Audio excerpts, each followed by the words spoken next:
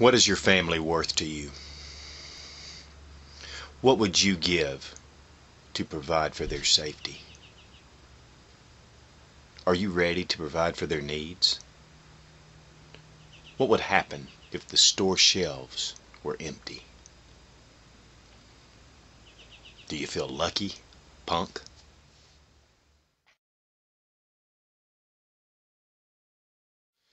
Okay, why prepare? What are we preparing for? Well, we all know the economy is in a big downturn. I mean, job loss is unbelievable. And not only job loss, but salary cuts and benefit cuts everywhere. And it's not just in the U.S., it's all over the world. Yeah, we could come out of this slump, but chances are right now it's going to be extended. And that could actually aggravate other situations that are going on around us. What about natural disasters? We saw what happened with Katrina, and there's still devastation down there that hasn't been resolved. We've also seen what Ike, when all the refineries were damaged and the gas shortage that we faced, it was pretty scary at times. Of course, we have the old terrorism attack that could be a good possibility, especially with things in the world heating up. It's just unbelievable that we haven't faced something sooner. So, but that's a threat, and there are a lot of groups working here in the U.S. already. We see what's going on in Mexico right now with the drug war, and it's spilling over into the U.S. and all the Mexican nationals that are around us. I mean, it's incredible how many are around us and how that could affect our relationship with them as neighbors, but then just straight out with the refugees and etc. that could come across the border, not including any kind of armed conflict. And then we look at all the new fusion discussion groups and the notices to law enforcement of the growing threat of homegrown terrorists, and how a lot of these, of course, they have to say that with the new president being black, that a lot of these right-wing racial groups have sprung up and are recruiting with hate speech and stirring up the conservative right. Let me say something about that. I am a Christian. I am very conservative. I am very pro-Second Amendment. If you've watched my videos, you'll know that. I am also a constitutionalist and believe in the Bill of Rights and just hate excess taxes.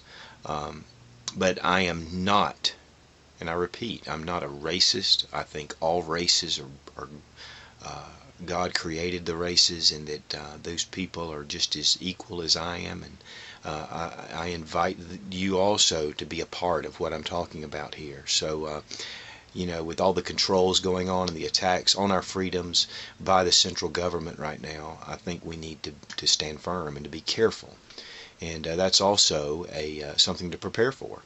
And then the talk which has come out lately with these G20 meetings, the New World Order possibility, which is global government and which could actually take away our freedom from the Constitution, our national sovereignty.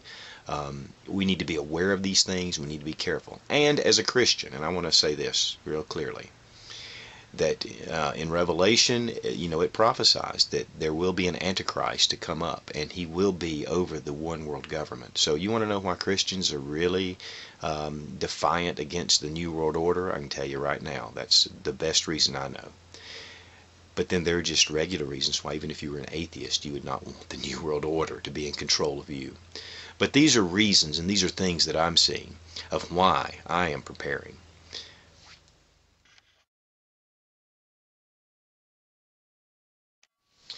Where to start? There is a rule of 3. We have 3 minutes that we can live without air, 3 days that we can live without water, 3 weeks that the human body can live without food. This is the foundation. This is where we want to start. With food and water, having put back some things that will sustain life for a very least minimum 72 hours, and I really recommend the minimum being about 3 months.